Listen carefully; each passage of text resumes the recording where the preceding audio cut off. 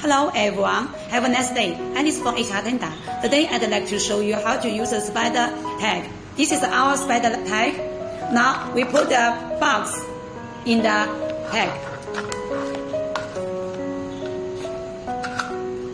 And then we clockwise here.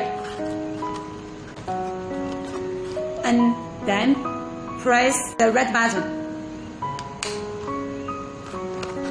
And you can see the box cannot take out. Now we use the R detacher to remove the tag. And press here.